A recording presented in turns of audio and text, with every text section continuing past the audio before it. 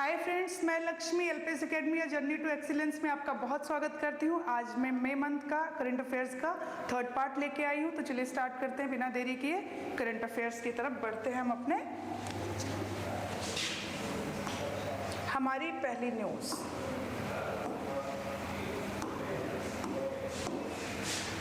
भारत का सबसे लंबा स्काई वॉक ब्रिज, भारत का सबसे लंबा है स्काई वॉक ब्रिज है। स्काई वॉक ब्रिज यानी जो पैदल यात्री होते हैं उनके लिए बहुत सहूलियत होगी आवागमन में। ठीक है, ये स्थान कौन सा है? चेन्नई तमिलनाडु में। सीएम कौन है वहाँ के? एमके स्टालिन, उनके द्वारा इसका उद्घाटन किया गया है। पुल माम्बलम रेलवे स्टेशन और टी नगर बस टर्मिनस को जोड़ता है। तो sky walk bridge Chennai Tamil Nadu. माप की बात करें तो 570 मीटर लंबा और 4.2 मीटर चौड़ा है ये। ठीक है, 28.45 करोड़ की लागत से ग्रेटर चेन्नई कॉरपोरेशन द्वारा निर्मित है। तो किसके द्वारा? ग्रेटर चेन्नई कॉरपोरेशन द्वारा ये निर्मित किया गया है, ये पता होना चाहिए। और तमिलनाडु का जो शास्त्रीय नृत्य है क्या है? भरतनाट्यम। भरतनाट्यम, ठीक है। और तमिलनाडु का पहले क्या नाम था? मद्रास प्रांत। ये भी याद रखिएगा, पता होना चाहिए। अगली न्यूज़ की तरफ हम लोग बढ़ जाते हैं। अगली न्यूज़ है हमारी, 2000 के रुपए के नोट चलन से हटाए गए। तो 2000 के जो रुपए के नोट है वो चलन से हटाए गए हैं। कब? 19 मई 2023 को आरबीआई ने 2000 रुपए के नोट चलन से बाहर निकालने की घोषणा की है। ठीक है, अब इसके बारे में आगे बढ़ते हैं। क्या है ये? नोट कानूनी निविदा के रूप में बना रहेगा। एक तो ये नोट को 30 सितंबर 2023 तक बैंक खातों में बदला या जमा किया जा सकता है। आप 30 सितंबर 2023 तक बैंक में जाके 2000 के नोट को क्या कर सकते हो? अदला बदली कर सकते हो। ठीक है, जिसके बाद यह कानूनी निविदा नहीं होगी। तो ये डेट है, पता है, 30 सितंबर 2023। यह फैसला आरबीआई की क्लीन नोट पॉलिसी, ये पॉलिसी इंपॉर्टेंट है। क्लीन नोट पॉलिसी आई कब थी? ये भी पता होना चाहिए। 2013 में आई थी। इसका उद्देश्य ये था कि जो पुराने नोट होंगे उसे क्या करना है? नए नोट में बदल देना है। ठीक है, नीति का उद्देश्य सभी नकली और कटे फटे नोटों को चलन से हटाना। 2013 में पॉलिसी आई थी, क्लीन नोट पॉलिसी। यह नोट 8 नवंबर 2016 को आरबीआई अधिनियम 1934 की धारा 24 और 1 के तहत पेश किया गया। तो ये धारा पता होनी चाहिए आपको। आरबीआई की स्थापना कब हुई थी? 1 अप्रैल 1935 को। आरबीआई का राष्ट्रीयकरण 1 जनवरी 1949 को। हेडक्वार्टर की बात करें तो मुंबई। ठीक है, आरबीआई गवर्नर कौन है? शक्तिकांत दास, जो कि 25th है। आपको क्या किसी को पता होगा? मैं जानती नहीं हूँ किसको पता है किसको नहीं, लेकिन हाँ मैं बताना चाहूँगी कि आरबीआई के जो फर्स्ट गवर्नर थे उनका नाम था 1935 में नाम था सर ऑसबॉर्न। और जो फर्स्ट हमारे थे, जो भारतीय गवर्नर थे, उनकी बात करें तो उनका नाम था सर सीटी देशमुख।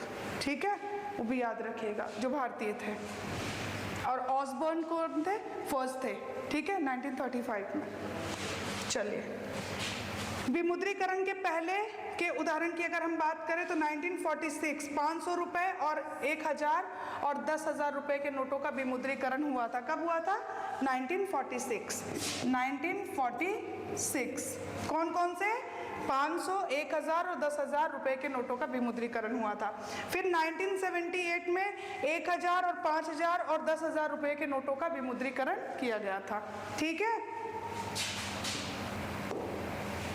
2005 से पहले जारी नोट वापस लिए गए थे। तो 2014 में क्या हुआ था कि 2005 के पहले जितने भी जो नोट जारी किए गए थे वो वापस लिए गए थे। 2016 में 500 रुपए और 1000 रुपए के नोटों का विमुद्रीकरण किया गया था।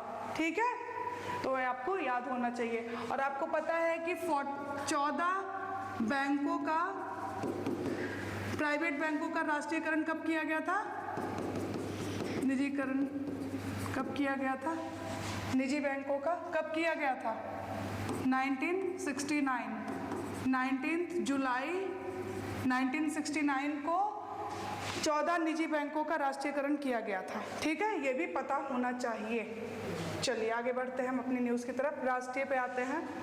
जापान के हिरोशिमा शहर में महात्मा गांधी की 42 इंच लंबी अर्ध प्रतिमा आपको दिख भी रही होगी। ये कितने इंच की है?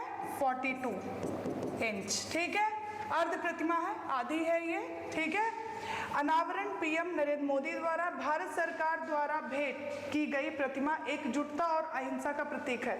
एकजुटता और अहिंसा का प्रतीक है। पद्म भूषण पुरस्कार से सम्मानित श्री राम वन जी सुतार द्वारा निर्मित है। तो इनका नाम देखिएगा, श्री राम वन जी सुतार द्वारा ये निर्मित है। ठीक है, दुनिया का पहला परमाणु हमला हिरोशिमा पर कब हुआ था? 6 अगस्त 1945।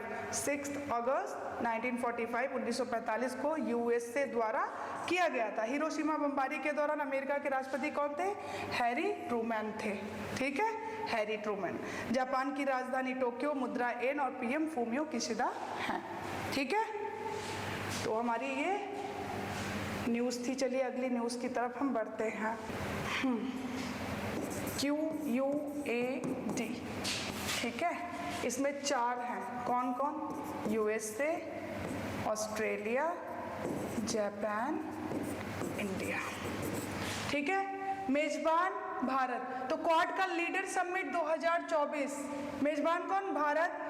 क्वाड्रिलेटरल सिक्योरिटी डायलॉग के सदस्य कौन कौन? Australia, Bharat, Japan and USA हैं। ये याद रखिएगा, चतुर्भुज भी बोलते हैं इसे। लीडर समिट का उद्देश्य क्या है? जलवायु परिवर्तन के प्रभाव को कम करना, क्लाइमेट चेंज का जो प्रभाव हो रहा है उसको कम करना और उनके जलवायु लचीलेपन को भी मजबूत करना। ठीक है, ये इसका उद्देश्य है। क्वाड का उद्देश्य मुक्त, खुले, समृद्ध और समावेशी भारत प्रशांत क्षेत्र के लिए काम करना, इंडो पैसिफिक एरिया के लिए काम करना, मुक्त, खुले, समृद्ध और समावेशी इंडो पैसिफिक एरिया के लिए काम करना, ये इसका उद्देश्य है क्वाड का। ठीक है, कौन कौन है इसमें? यूएसए और इंडिया, ऑस्ट्रेलिया एंड जापान। ठीक है, और 2024 में मेजबान कौन? भारत, याद रखिएगा।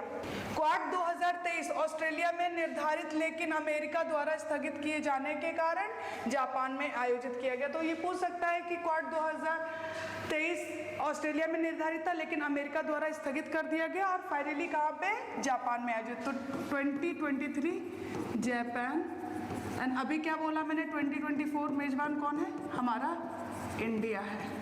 इंपॉर्टेंट है। ठीक है, क्वाड की स्थापना 2007 में और 2008 में निलंबित और 2017 में फिर से स्थापित। ठीक है, स्थापना 2007 में, फिर 2008 में निलंबित कर दिया गया, 2017 में फिर से इसकी स्थापित किया गया इसको। अगली न्यूज़ है हमारी मुख्यमंत्री सीखो कमाओ योजना। क्या नाम है योजना का? मुख्यमंत्री सीखो कमाओ योजना। ठीक है, मध्य प्रदेश सरकार द्वारा शुरू किया गया है, एमपी गवर्नमेंट ने शुरू किया है इसे। उद्देश्य क्या है? राज्य में बेरोजगार युवाओं के लिए अवसर प्रदान करना। जो बेरोजगार युवा हैं उनको क्या देगा? अवसर प्रदान करेगा। ठीक है, इंजीनियरिंग, होटल प्रबंधन यानी कि होटल मैनेजमेंट की बात कर रहा है, पर्यटन, ITI, बैंकिंग आदि क्षेत्रों में लगभग 700 विभिन्न प्रकार के कार्यों में प्रशिक्षण दिया जाएगा। तो ये जरूर आप याद रखिएगा, इंपॉर्टेंट है। ठीक है, मध्य प्रदेश सरकार द्वारा शुरू किया गया मुख्यमंत्री सीखो कमाओ योजना। ठीक है, 700 विभिन्न प्रकार के, ये संख्या याद रखिएगा, 700 विभिन्न प्रकार के, जिसमें से इंजीनियरिंग, होटल मैनेजमेंट आ रहा, पर्यटन, ITI एक्सेट्रा। ठीक है, योग्यता की बात करें तो 12वीं पास, ITI, डिप्लोमा, ग्रेजुएशन और पोस्ट ग्रेजुएशन होल्डर, ये योग्यता होगी। अगर कोई 12th पास है या ITI किया है या फिर डिप्लोमा, ग्रेजुएशन एंड PG भी कर रखा है तो वो इसका क्या होगा? पात्र होगा। शैक्षिक योग्यता के आधार पर मासिक वीजा प्रदान किया जाएगा और जो उनकी शैक्षिक योग्यता होगी उसी के आधार पर ही उनको मासिक वीजा प्रदान किया जाएगा। मध्य प्रदेश की राजधानी भोपाल, CM शिवराज सिंह चौहान हैं। ठीक है, शिवराज सिंह चौहान।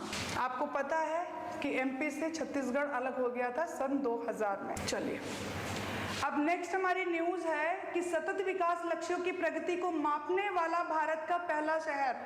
सतत विकास लक्ष्य SDG गोल की बात कर रहा है। टोटल कितने गोल्स है? 169, और जिसमें से हमें अचीव करना है 2030 तक कितने? 17 गोल्स। ठीक है, कितने गोल? और आपको बता दूं कि हर गोल का SDG 1 और 2 ऐसे करके, तो हमें पता होना चाहिए कि 1 में क्या है, 2 में क्या है, 3 में क्या है। वो एक बार आप लोग जरूर देख लीजिएगा लिस्ट, ठीक है, पता होना चाहिए, एग्जाम में पूछा जाता है। चलिए आते हैं हम न्यूज पर। सतत विकास लक्ष्यों की प्रगति को मापने वाला भारत पहला शहर बन गया। भारत का पहला शहर कौन सा है? अभी जस्ट पहले जो न्यूज थी क्या थी? मध्य प्रदेश, उसी से रिलेटेड है। भोपाल पहला शहर बन गया है जिसने SDG की प्रगति को मापा है। ठीक है, यह सतत विकास लक्ष्य SDG सस्टेनेबल डेवलपमेंट गोल्स के स्थानीयकरण को स्वीकार करेगा। ठीक है, SDG के प्रति स्थानीय सरकार की क्षमता और प्रतिबद्धता दिखाने के लिए भोपाल में स्वैच्छिक स्थानीय समीक्षा VLR होगी। SDG के स्थानीयकरण का अर्थ जानिए क्या है स्थानीयकरण? सतत विकास के लिए वैश्विक लक्ष्य तय करना और सकारात्मक प्रभाव डालने के लिए कार्यवाही करना। ठीक है, न्यूयॉर्क शहर 2018 में अपना VLR साझा करने वाला पहला शहर था। तो अगर पूछे कि इससे पहले कौन था, तो न्यूयॉर्क जो है वो पहला शहर था, और अभी हमारा इंडिया का कौन सा पहला शहर हो गया है? भोपाल हो गया है। ठीक है, जिसने क्या किया है? SDG की प्रगति को मापा है।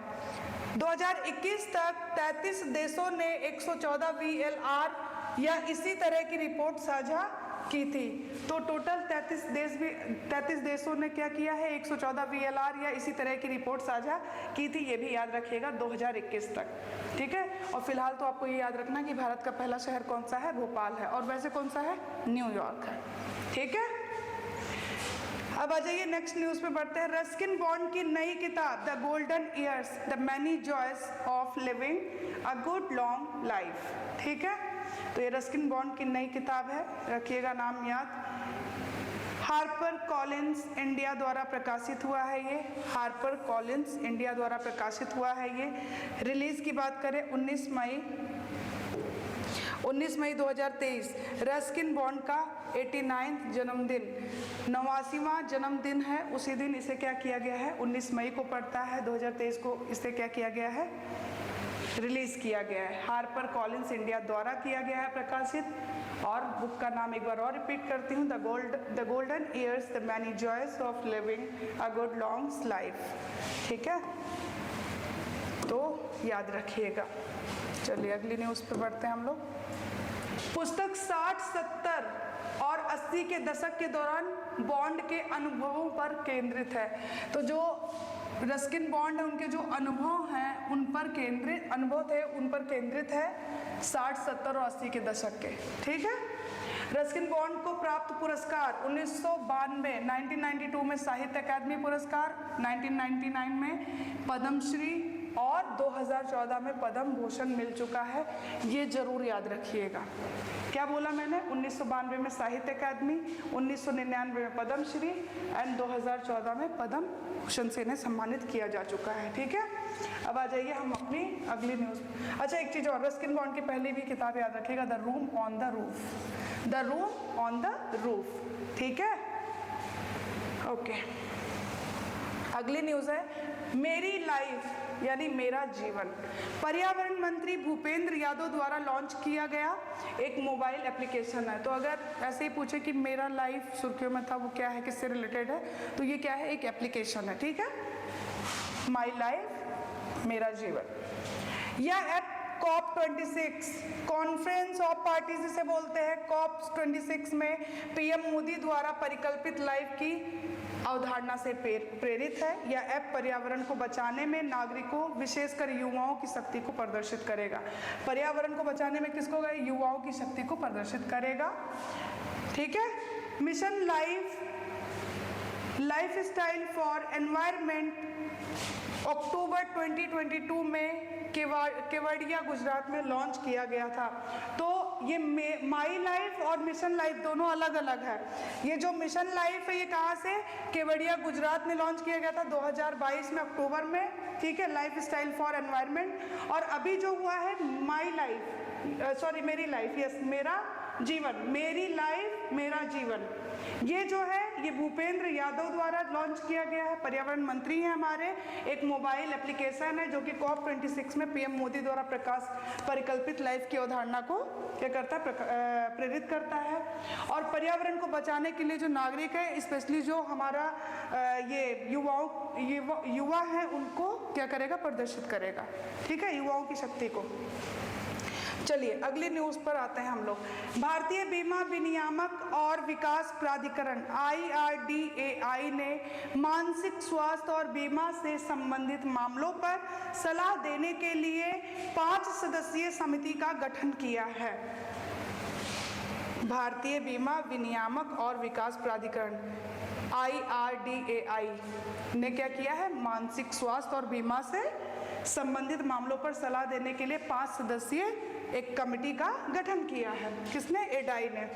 समिति की अध्यक्षता प्रतिमा मूर्ति निदेशक निमहैंस NIMHANS निमहैंस बेंगलोर द्वारा की जाती है। तो समिति की अध्यक्षता प्रतिमा मूर्ति द्वारा, याद रखिएगा कौन है, निमहैंस बेंगलोर द्वारा की जाती है, ठीक है। ऑपरेशन करुणा, क्या नाम है, ऑपरेशन करुणा, इम्पोर्टेंट। अच्छा कोई मुझे बता, इससे पहले जो हमारी वीडियोस आई हैं उसमें मैंने एक बताया था ऑपरेशन कावेरी, और एक बताया था मैंने ऑपरेशन गंगा। गंगा यूक्रेन और कावेरी किससे, सूडान में जो इंडियन फंसे थे उनको, ठीक है, वहाँ से निकालने के लिए। तो कावेरी के बारे में मैंने बताया था कि कावेरी ब्रह्मगिरी से निकलती है ना, कावेरी जल विवाद भी बताया था। और गंगा को क्या बताया था, भागीरथी, जो कि हमारे गोमुख से निकलती है, ठीक है। अभी इसका क्या नाम है, ऑपरेशन करुणा। अब आते हैं ऑपरेशन करुणा, भारत द्वारा लॉन्च किया गया। उद्देश्य क्या है, म्यांमार में लोगों के लिए मानवीय सहायता प्रदान करना, जो चक्रवात, जो साइक्लोन आया है उसके चक्रवात मोजा से प्रभावित हैं। तो कावेरी थी सूडान में जो लोग फंसे थे उनको हेल्प देने के लिए, और गंगा किसके लिए थी, यूक्रेन। और अभी किस लिए है ये ऑपरेशन करुणा, म्यांमार में लोगों के लिए जो मानवीय सहायता प्रदान करना, जो चक्रवात मोजा से प्रभावित है, ठीक है।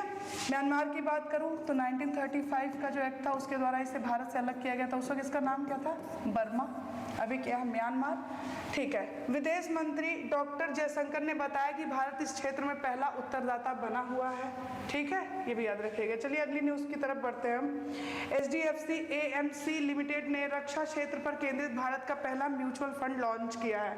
तो HDFC AMC लिमिटेड ने रक्षा क्षेत्र पर केंद्रित भारत का पहला म्यूचुअल फंड जो है इसने क्या किया है, लॉन्च किया है।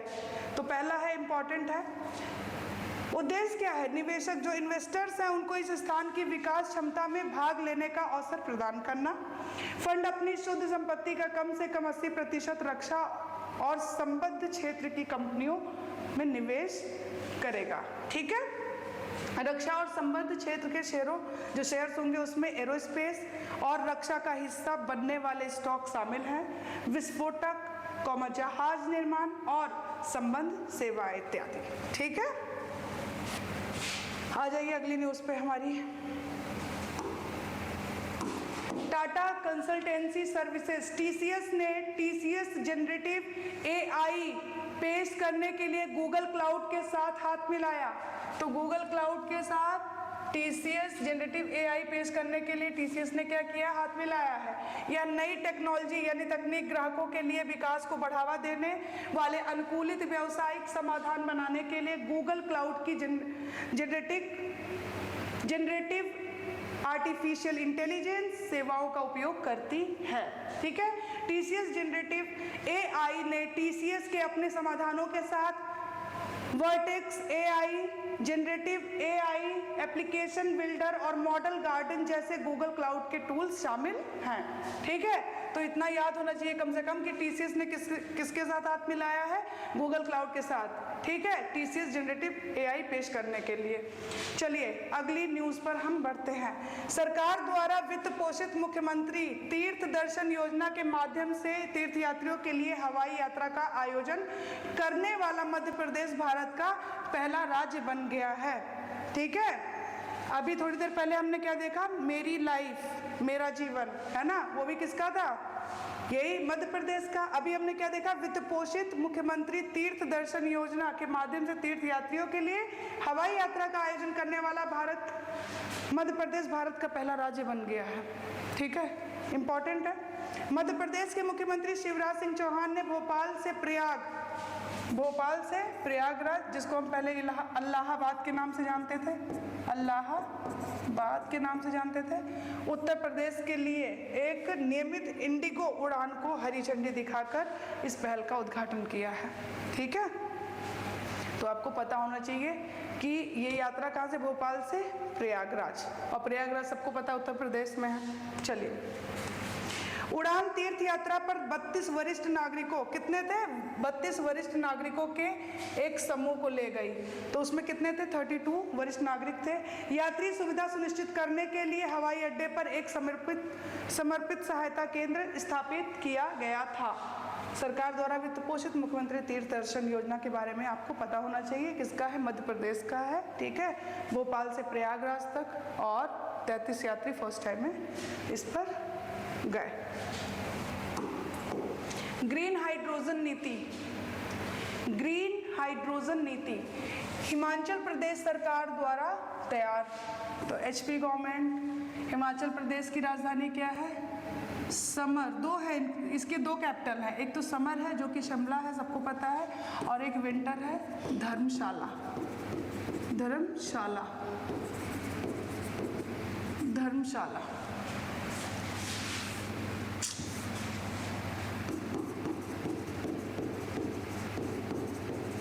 ठीक है, चलिए, उद्देश्य क्या है, हरित हाइड्रोजन के उपयोग को बढ़ावा देना और राज्य को इसके उत्पादन के लिए एक प्रमुख केंद्र के रूप में स्थापित करना। पायलट आधार पर ग्रीन हाइड्रोजन और ग्रीन अमोनिया के उत्पादन को सक्षम करने के लिए सरकार ने पहले ही ऑयल इंडिया लिमिटेड के साथ एक समझौता ज्ञापन हस्ताक्षर किया है। तो आपको पता होना चाहिए ऑयल इंडिया लिमिटेड के साथ क्या हुआ है, एग्रीमेंट हुआ है। ये जो ऑयल इंडिया लिमिटेड है, इसका हेडक्वार्टर कहाँ पे है, नोएडा में। ठीक है, हिमाचल प्रदेश सरकार द्वारा ग्रीन हाइड्रोजन नीति, ये जो पॉलिसी है लाई गई है। चलिए अगली न्यूज़ पे आते हैं हम, जो कि हमारी इंटरनेशनल होगी। नेशनल हमारा खत्म हो गया। दुनिया का सबसे पुराना वृक्ष घोषित, चिली में 5000 साल पुराने एक पेड़ को आधिकारिक तौर पर दुनिया के सबसे पुराने पेड़ के रूप में मान्यता दी गई। चिली की अगर बात करूं, कौन से देश में है आपको पता है, दक्षिण अमेरिका, है ना, स्थित एलर्स कोस्टेरो नेशनल पार्क। अब सीधा ये ना पूछ के एलर्स कोस्टेरो नेशनल पार्क पूछ ले कहाँ पे है, तो चिली में है। ठीक है, ऐसे कुछ इसका शेप भी है चिली टाइप का, बहुत ही सकरा और लंबा है। ठीक है, चिली। उपनाम क्या है, ग्रेट ग्रैंडफादर। 5000 से 6500 वर्ष पुराना होने का अनुमान है। यह पृथ्वी पर सबसे पुराना जीवित जीव है और आकार इसका 28 मीटर लंबा और 4 मीटर चौड़ा। वैज्ञानिक नाम इसका पैटागोनियन सरू है और चिली की राजधानी सैंटियागो मुद्रा इसकी पेसो है। तो आपको वैज्ञानिक नाम थोड़ा सा देख लेना, हो सकता है पूछ ले, पैटागोनियन, और उपनाम इसका ग्रेट ग्रैंडफादर है। ठीक है, अगली न्यूज़ पे आते हैं हम लोग, रक्षा से रिलेटेड, रक्षा क्षेत्र।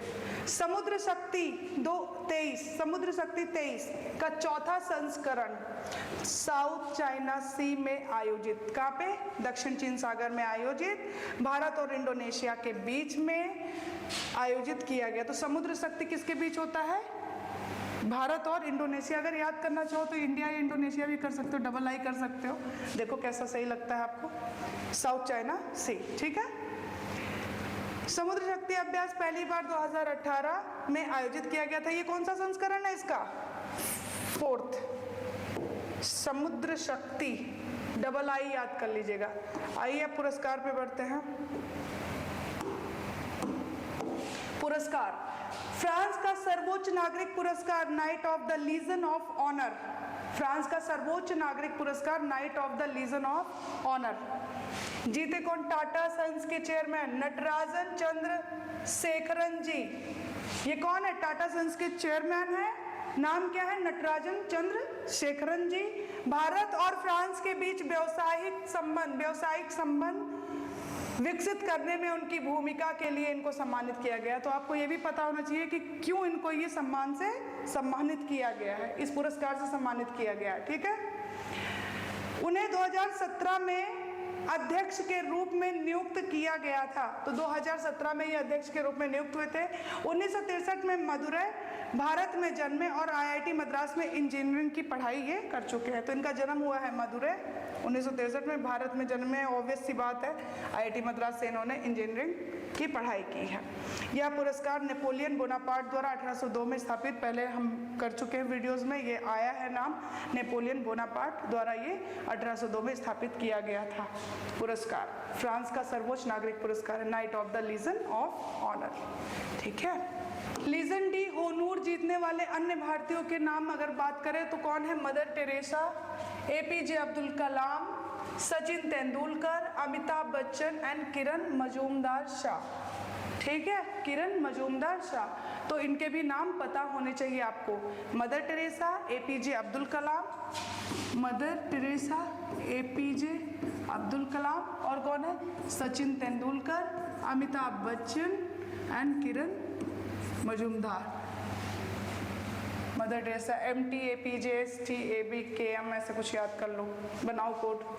चलो खेल पे आओ, स्पोर्ट्स पे। South Asian youth table tennis championship 2023, south Asian youth table tennis championship 2023 आयोजित दोरजी खांडू स्टेडियम ईटानगर। ईटानगर क्या है? अरुणाचल प्रदेश की राजधानी है। मैंने बोला था अरुण क्या करता है? ईंट फेंक के मारता है, ठीक है। तो अरुणाचल प्रदेश की राजधानी ईटानगर में भारत 14 मई से 17 मई 2023 के बीच, 14 से 17 मई ये आयोजित हुआ है। कहाँ पे? दोरजी खांडू स्टेडियम। दोरजी खांडू स्टेडियम कहाँ पे है? ईटानगर में है। इंडिया टैली 16 गोल्ड, 10 सिल्वर और 4 ब्रॉन्ज मेडल टैली में पहले स्थान पर रहे, ठीक है। India tally. भारतीय कप्तान पायस जैन। भारतीय कप्तान कौन है? Payas Jain. Table tennis federation of India TTFI, table tennis federation of India TTFI द्वारा आयोजित। TTFI स्थापित हुआ था 1926, मुख्यालय इसका दिल्ली में, सदस्य 32 राज्य और 37 संस्थान। अध्यक्ष इसके मेघना अहलावत है। इंपॉर्टेंट, TTFI स्थापित हुआ 1926, मुख्यालय इसका कहाँ पे है? दिल्ली, सदस्य 32 राज्य और 37 संस्थान है, इंस्टीट्यूट इसके 37, और अध्यक्ष कौन है? मेघना अहलावत, ठीक है। Table tennis. महत्वपूर्ण दिन 18 मई विश्व एड्स टीका दिवस। 18 मई विश्व एड्स टीका दिवस। उद्देश्य एड्स की रोकथाम में HIV टीकाकरण के महत्व के बारे में जागरूकता फैलाना, ठीक है। 18 मई 1998 को पहली बार अंतर्राष्ट्रीय एड्स वैक्सीन परीक्षण और 1997 की वर्षगांठ मनाने के लिए मनाया जाता है, और परीक्षण का नाम RV144 रखा गया। परीक्षण का नाम क्या है? RV144। अच्छा चलिए, ये तो हो गया विश्व एड्स टीका दिवस, ठीक है। नेक्स्ट न्यूज़ पे बढ़ते हैं हम। 19 मई 2023 राष्ट्रीय लुप्तप्राय प्रजाति दिवस।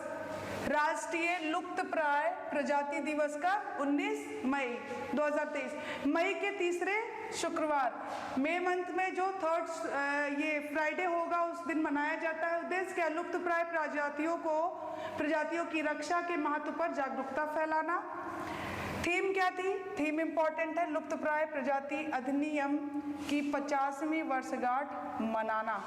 लुप्तप्राय प्रजाति अधिनियम की 50वीं वर्षगांठ मनाना, ये इसका थीम था और 19 मई को मनाया जाता है। ये दो चीजें इंपॉर्टेंट है, ठीक है। इस दिन की स्थापना 2006 में अमेरिकी सीनेट द्वारा की गई थी। अमेरिकी सीनेट द्वारा इसकी स्थापना की गई थी 2006 में। थीम है लुप्तप्राय प्रजाति अधिनियम की 50वीं वर्षगांठ मनाना। और 19 मई 2023 राष्ट्रीय लुप्तप्राय प्रजाति दिवस मनाया गया, और मई के तीसरे शुक्रवार, ऑब्वियस है उस दिन तीसरा शुक्रवार रहा होगा। चलिए अगली न्यूज़ है हमारी 21 मई राष्ट्रीय आतंकवाद विरोधी दिवस। तो 21 मई को हम क्या मनाते हैं? राष्ट्रीय आतंकवाद विरोधी दिवस। उद्देश्य क्या है? हर किसी को यह समझाना कि आतंकवाद के खिलाफ लड़ना और समाज में शांति और सद्भाव को प्राथमिकता देना क्यों महत्वपूर्ण है, ठीक है। राजीव गांधी की याद में बनाया गया, जिनकी 21 मई 1991 को हत्या कर दी गई थी, ठीक है। एंटी टेररिज्म डे 21 मई 1991 को इनकी हत्या कर दी गई थी। चलिए आज हमारी 24 मई तक की न्यूज़ कंप्लीट होती है। अपना ख्याल रखिए, खूब पढ़ाई करिए। Thank you very much. अगर वीडियो अच्छा लगता है तो प्लीज़ सपोर्ट करिए, लाइक करिए और अच्छे से पढ़ाई करिए, ठीक है। Thank you so much.